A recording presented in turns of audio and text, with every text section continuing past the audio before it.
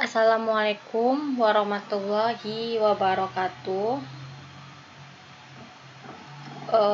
Baiklah, di sini kami akan mempresentasikan tugas dari mata kuliah Teori Organisasi. Kelompok 1 ada Faridati Martiani dan Abdul Bari. Pengertian struktur dan bagan organisasi. Pengertian struktur organisasi.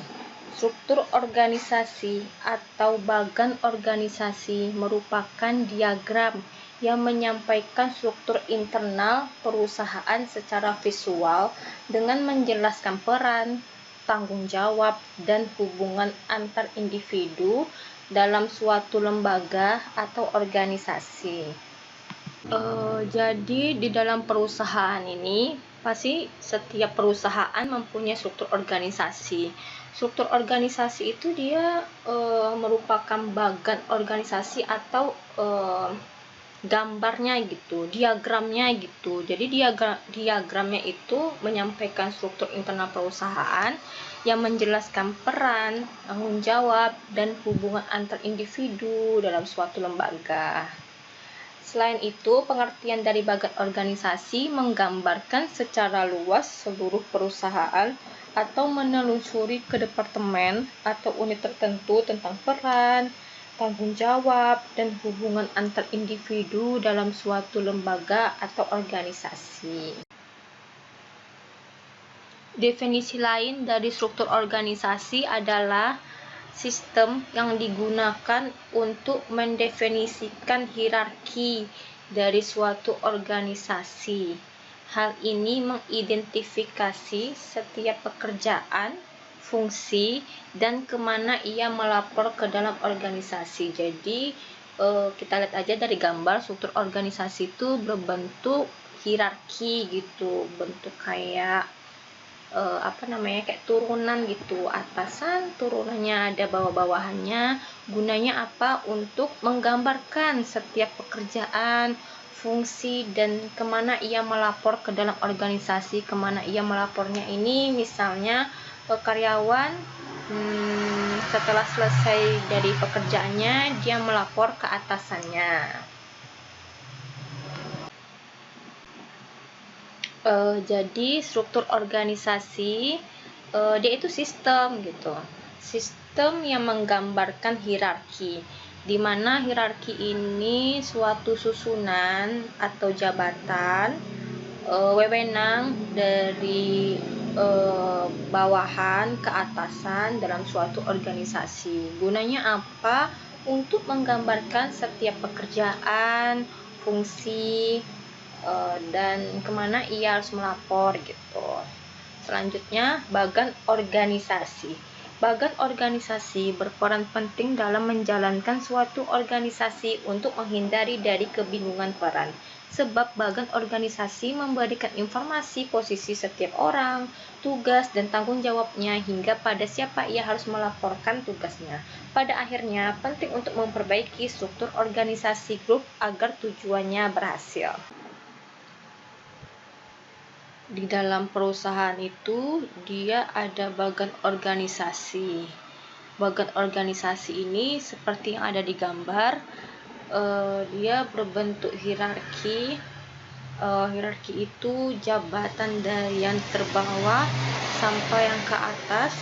Gunanya apa? Untuk bagan organisasi ini memberikan informasi posisi setiap orang. Jadi yang tingkatan yang terbawah posisinya seperti ini, tanggung jawabnya seperti ini, begitu. Dan di atas posisinya ini, tanggung jawabnya seperti ini, begitu.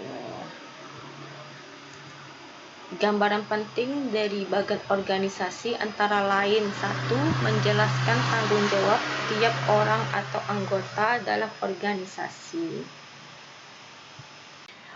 Di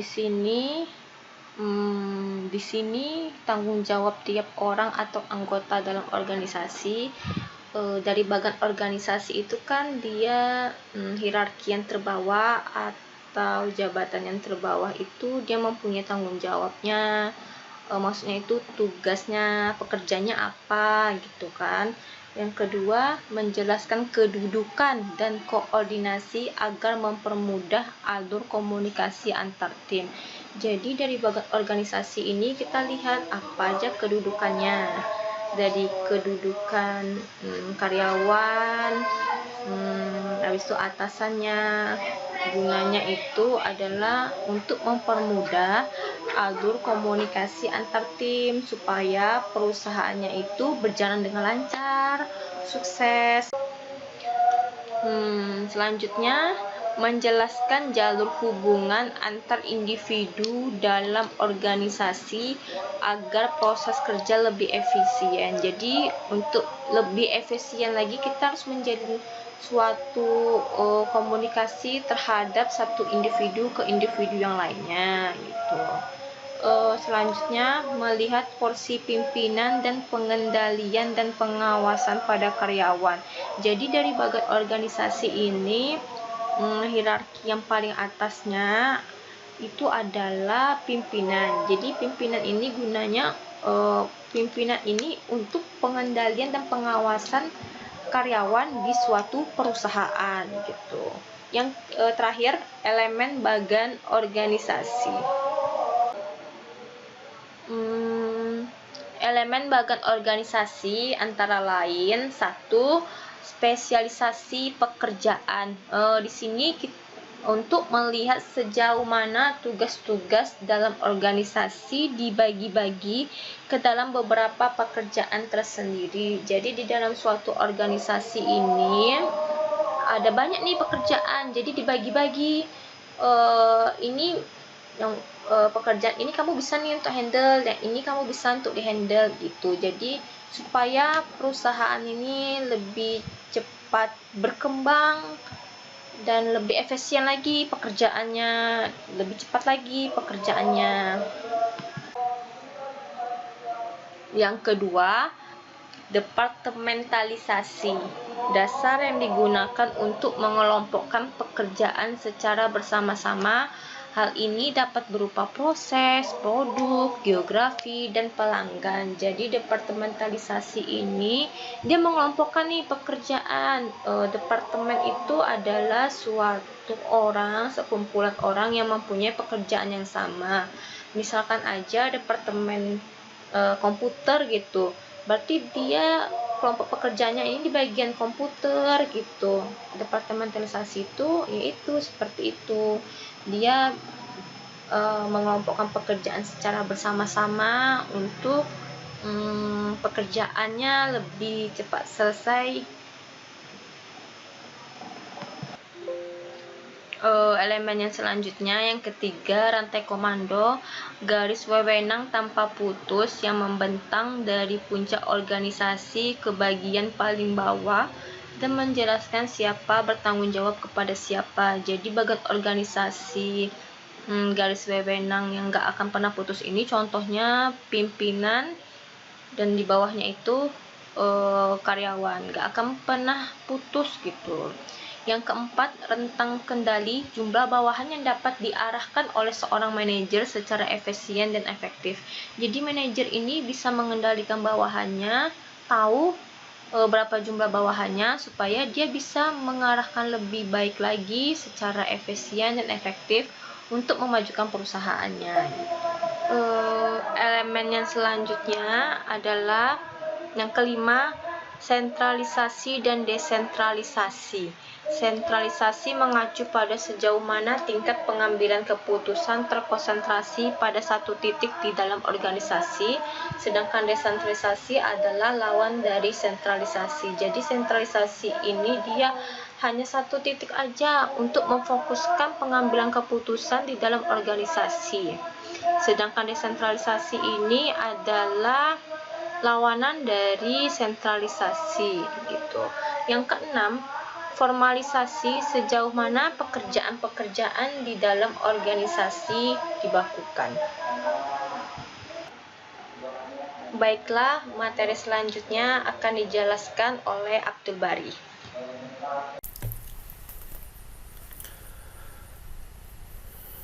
Baik, kami lanjutkan materi kami yaitu tentang bentuk atau jenis dari struktur organisasi. Ada 6 bentuk yang kami bahas di sini. Yang pertama yaitu struktur organisasi fungsional, kedua struktur organisasi divisional, ketiga struktur organisasi lini, keempat struktur organisasi lini dan staf, kelima struktur organisasi matriks, dan keenam struktur organisasi komite atau proyek. Mungkin ada juga jenis atau bentuk yang lain yang tidak kami bahas di sini, namun itu biasanya merupakan gabungan dari jenis struktur organisasi yang ada di sini. Ya, baik. Kita akan bahas satu-satu dari bentuk ini ya. Pertama yaitu struktur organisasi fungsional atau functional structure organization. Jadi pengertiannya adalah bentuk struktur ini paling umum digunakan oleh perusahaan atau instansi. Kemudian pembagian kerja dilakukan berdasarkan pada fungsi masing-masing manajemen.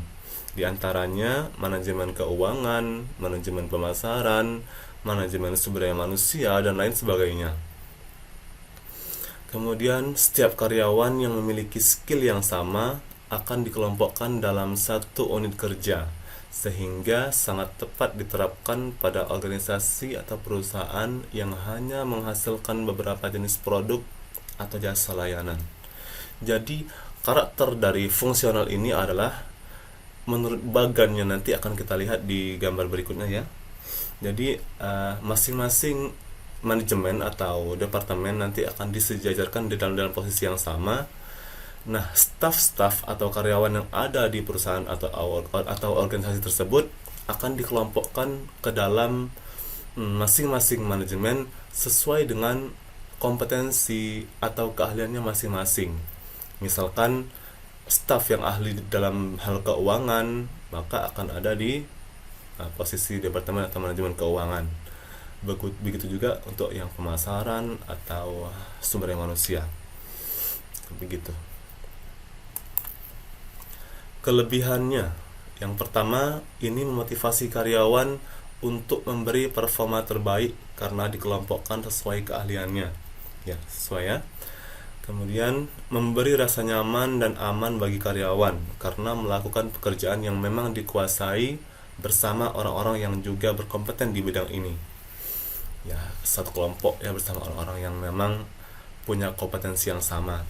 Kemudian hierarki yang jelas sehingga terhindar dari double comment maupun pekerjaan yang bertumpuk antara satu dengan yang lainnya. Karena ini tidak saling koordinasi dengan divisi yang lain, jadi tidak akan mengganggu kerjaan dari manajemen itu sendiri. Tidak akan mengganggu dan tidak akan menerima pekerjaan lain dari manajemen yang lain, seperti itu. Kemudian jenjang karir karyawan yang jelas ya, karena memang sesuai dengan kompetensinya. Kemudian memberikan kestabilan pada operasional usaha sekaligus tanggung jawab karyawannya. Hal ini juga akan lebih meningkatkan loyalitas karyawan. Itu kelebihannya. Kemudian kekurangan. Pertama, risiko karyawan merasa jenuh dengan aktivitas serta jenis pekerjaan yang berulang. Wajar. Kemudian minim interaksi dengan karyawan dari divisi yang lain. Ya, karena tidak ada interaksi ya. Kemudian perkembangan keterampilan dan wawasan lambat karena fokus pada divisinya saja. Kemudian pembuatan keputusan harus melewati birokrasi yang panjang.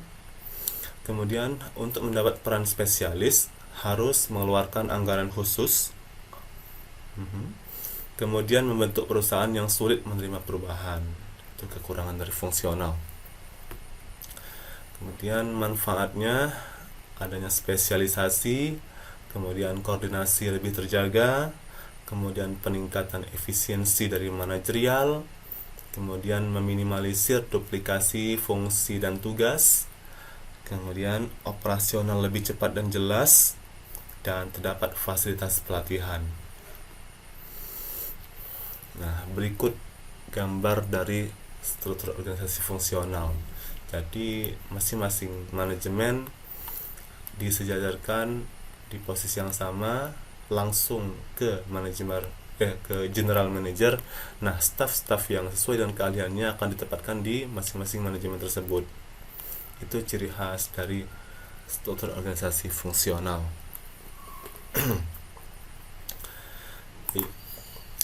Baik, berikutnya struktur organisasi divisional atau divisional structure organization, yaitu struktur yang terdiri dari beberapa unit atau divisi bisnis yang terpisah.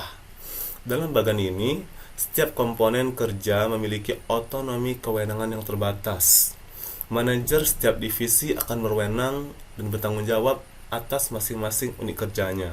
Kalau sebelumnya fungsional itu semua tanggung jawab ada di general manager, nah untuk yang jenis ini wewenang tanggung jawab itu dilimpahkan ke masing-masing divisi tersebut. Nanti kita lihat. Kemudian perusahaan yang menjadi induk organisasi akan menjadi pengawas eksternal. Pihak ini juga membantu mengkoordinasikan pembagian kerja terhadap para divisi yang ada di bawah naungannya. Kemudian umumnya ini diterapkan oleh perusahaan skala menengah ke atas karena membutuhkan anggaran operasional yang cukup besar. Itu divisional. Kemudian kelebihannya apa? Yang pertama, alur kerja lebih fleksibel. Kemudian meningkatkan pelayanan konsumen. Kemudian menciptakan lingkungan kerja kolaboratif. Kemudian perusahaan induk dapat lebih fokus pada strategi jangka panjang. Kemudian meningkatkan mutu produksi perusahaan, karena dengan dibentuk divisi-divisi yang otomatis hanya berfokus pada divisinya masing-masing, tentu akan lebih memaksimalkan pekerjaan pada masing-masing divisi tersebut. Tuh. Kekurangannya, pertama, alokasi anggaran perusahaan yang cukup besar, benar, karena memang membutuhkan biaya yang cukup besar. Kemudian berpotensi adanya koordinasi kerja yang kurang baik. Mungkin saja terjadi persaingan antara masing-masing divisi ya. Kemudian berkurangnya pengawasan kerja dari pihak manajemen atas, karena pelimpahan wewenang tadi itu ya. Kemudian terjadi persaingan antar divisi yang tidak sehat. Nah, itu tadi. Mungkin karena bisa saja terjadi ketidakadilan anggaran misalkan antara masing-masing divisi. Seperti itu.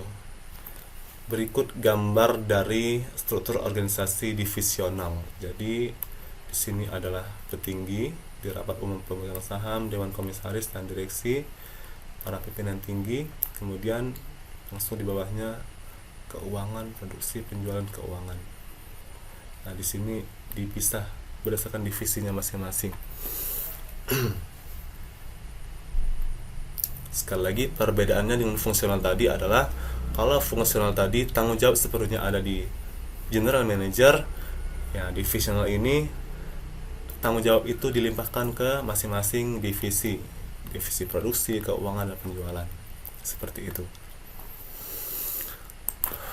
Lanjut, struktur organisasi lini yang kelima ya, yang ketiga atau disebut line structure organization, yakni bentuk yang memiliki jalinan hubungan secara vertikal, yakni antara atasan dan bawahan, mulai dari jabatan paling tinggi hingga paling rendah.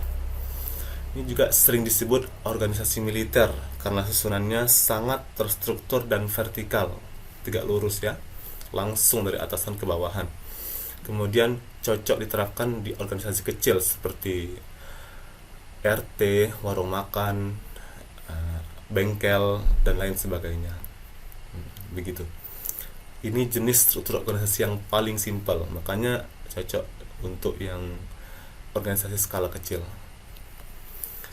Nah, kelebihannya pertama, bentuk organisasi lini ini sederhana dan lebih mudah dipahami.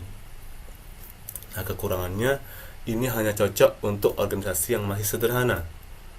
Kemudian kelebihan dulu ya aja. Kelebihan dulu, Wewenang dan tanggung jawab terlihat jelas dalam struktur organisasi ya, karena berurutan langsung. Kemudian garis strukturnya berbentuk perintah. Kelebihan organisasi ini adalah instruksi dan penugasan terlaksana dengan cepat. Kemudian tidak membuat bingung, tidak membutuhkan staf penasihat, pegawai lebih disiplin dan mudah dipertahankan, pengambilan keputusan lebih cepat, garis kepemimpinan tegas dan tidak simpang siur, kemudian pengawasan kerja lebih efektif. Kekurangannya, kemudian tadi cocok untuk yang masih organisasi yang masih sederhana. Kemudian pimpinan tertinggi akan kesulitan kalau organisasinya berkembang. Terkadang kegiatan bisa terhambat karena jalur perintah secara hierarki ya, berurutan. Kemudian tujuan pribadi pemimpin susah dibedakan dengan tujuan organisasi. Kemudian beban pemimpin tertinggi lebih besar karena menjalankan organisasinya sendiri. Kemudian pegawai sulit berkembang karena tidak bisa mengambil inisiatif sendiri karena langsung menerima arahan dari pimpinan. Kemudian pemimpin organisasi bisa bersikap otoriter dan diktator ya. Kemudian minimnya staf ahli karena tidak ada staf ahli. Organisasi hanya bergantung kepada pimpinan ya. Ada atau tidaknya pimpinan itu akan sangat berpengaruh pada jalannya organisasi. Kemudian masa depan organisasi bergantung pada pimpinan, keputusan pimpinan. Seperti itu. Seperti apa bagannya ini. Direktur langsung ke manajer, langsung ke anggota. Susunannya langsung, garisannya tersebut langsung dari atasan langsung ke bawahan. Bedanya apa dengan dua yang tadi? Dua antara fungsional dan divisional itu untuk skala yang lebih besar. Fungsional untuk skala standar, divisional untuk skala yang lebih besar karena membagi wewenang. Nah, lini untuk yang paling sederhana karena dari atasan langsung ke bawahan. Arahan-arahan secara langsung diberikan dari atasan ke bawahan, dan ada atau tidaknya atasan itu sangat memberi pengaruh kepada jalan atau tidaknya organisasi. Baik, lanjut. Keempat, ada struktur organisasi lini dan staf. Ini merupakan jenis struktur organisasi penggabungan antara beberapa kombinasi struktur organisasi lini. Akan tetapi, tugas pimpinan dibantu oleh beberapa staf. Staf ini berfungsi memberikan saran, masukan, bantuan pemikiran, ide, serta gagasan baru dan informasi yang dibutuhkan pimpinan. Kemudian cocok diterapkan pada perusahaan skala kecil karena memiliki kelebihan pada disiplin moral karyawan sesuai deskripsi tugas masing-masing. Jadi ini adalah gabungan dari organisasi lini dengan menambahkan fitur staff lah di dalam strukturnya. Nah, staff ini staff ahli ya, staff ahli yang dianggap mampu mengcover tugas yang mampu Staf ahli ini staf yang mampu menjembatani antara atasan dan bawahan. Nanti kita baca selanjutnya. Kelebihannya apa? Hanya terdapat satu pimpinan sehingga memperkuat komando. Jadi pimpinan tetap satu saja karena tugasnya nanti akan dibantu oleh staf ahli. Kemudian tugas pimpinan, staf dan pelaksana sangat jelas. Kemudian fleksibel diterapkan pada organisasi skala besar dan kecil. Kemudian bantuan dari staf memudahkan pimpinan untuk mengambil keputusan. Kemudian proses koordinasi terlaksana dengan mudah berkat pembagian tugas yang jelas. Karena staf ahli kan memiliki keahlian ya, memiliki kemampuan. Kemudian kekurangannya, terdapat kemungkinan pimpinan staf yang menggunakan wewenang secara berlebihan, ya itu kekurangannya. Kemudian anggota hierarki tidak saling mengenal, maksudnya staf-stafnya tidak saling mengenal. Kemudian persaingan tidak sehat mungkin terjadi karena perspektif suatu tugas yang dimiliki dianggap paling penting. Kemudian ada kemungkinan pimpinan lini mengabaikan nasihat dari staf. Jadi sama kayak jenis yang lini jadinya ya, kalau diabaikan. Kemudian rekrutmen staf ahli dapat membebani organisasi. Ya, karena harus menambahkan anggaran untuk menambah staf ahli. Kemudian pelaksana bisa bingung dalam memberikan perintah, bantuan atau nasihat, karena tugas staf ahli itu dapat memberikan perintah, dapat memberikan nasihat ataupun bantuan. Begitu. Berikut gambaran dari struktur organisasi lini dan staf. Jadi masing-masing dari atasan tertinggi akan turun ke direktur, namun dijembatani oleh staf ahli. Begitu.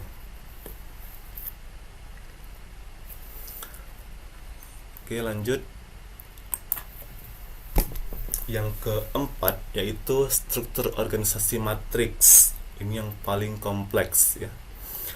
Yaitu merupakan struktur perusahaan di mana hubungan pelaporan ditetapkan sebagai grid atau matriks dengan berdasarkan hubungan vertikal dan horizontal.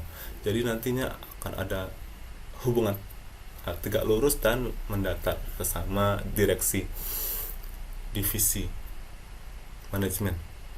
Kemudian tim melapor kepada banyak pimpinan untuk menjaga komunikasi antar tim dan dapat membantu perusahaan menciptakan produk dan layanan yang lebih inovatif, karena adanya koordinasi antara setiap divisi dan manajemen yang ada di organisasi atau perusahaan tersebut.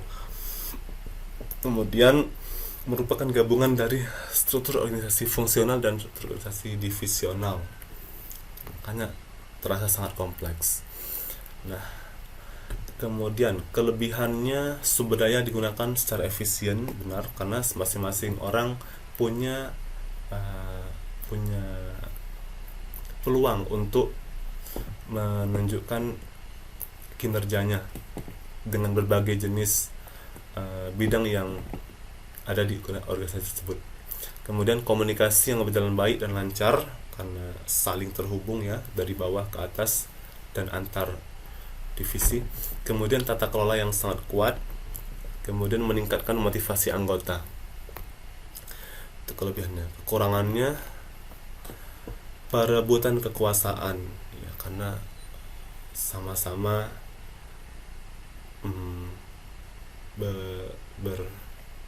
berinteraksi sesama.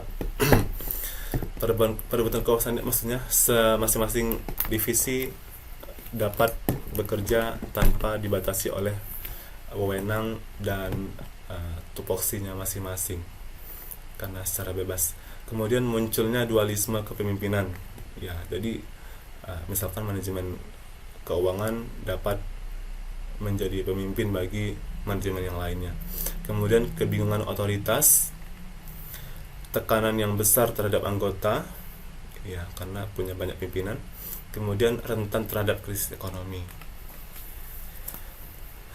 Ya, berikut gambarannya. Jadi masing-masing divisi R&D, manufacturing, marketing itu akan berkoordinasi ke manajer produk X, Y, dan Z, itu semuanya masing-masing koordinasi kepada masing-masing divisi yang ada. Sehingga kalau di sana ada staff, maka staff pun juga akan menerima perintah dari berbagai macam atasannya, atau semua atasan yang ada di situ. Jadi semuanya saling terkoordinasi. Berikut gambarnya. Oke. Lanjut. Struktur organisasi komite adalah setiap tugas kepemimpinan dan tugas-tugas khusus lainnya harus dilaksanakan dan dipertanggungjawabkan secara kolektif oleh sekelompok pejabat yang berupa dewan atau komite. Kemudian penerapan pengambilan keputusan yang berlangsung baik sebab lewat musyawarah bersama antara pemegang saham dan dewan. Kemudian organisasi dalam komite biasanya terdiri dari eksekutif komite yang merupakan pimpinan dari kewenangan lini dan staf komite yang merupakan karyawan dengan kewenangan staf. Jadi ini ranahnya semua ranah untuk pimpinan ya, komite ini, karena ada tambahan ada untuk bagian pimpinannya itu dilaksanakan dan dipertanggungjawabkan oleh dewan atau komite. Nah, kelebihannya apa? Pelaksanaan decision making atau pembuatan keputusan berlangsung baik karena terjadi musyawarah dengan pemegang saham maupun dewan. Kekurangannya, kalau ada masalah seringkali terjadi penghindaran siapa yang bertanggung jawab karena dewan kan banyak, pemegang saham banyak, jadi nggak tahu siapa yang salah. Begitu. Berikut gambaran dari model struktur organisasi komite. Struktur organisasi komite di mana masing-masing komite berinteraksi dengan sesama anggota dewan sebagai pimpinan tinggi. Begitu. Terima kasih penjelasan dari kelompok 1, dan teman-teman bisa belajar dari materi kami atau mungkin mendapat literasi dari materi yang lain. Mohon koreksinya dari Bapak dosen. Mohon maaf atas segala kesalahan dalam penyampaian materi. Kami akhiri. Assalamualaikum warahmatullahi wabarakatuh.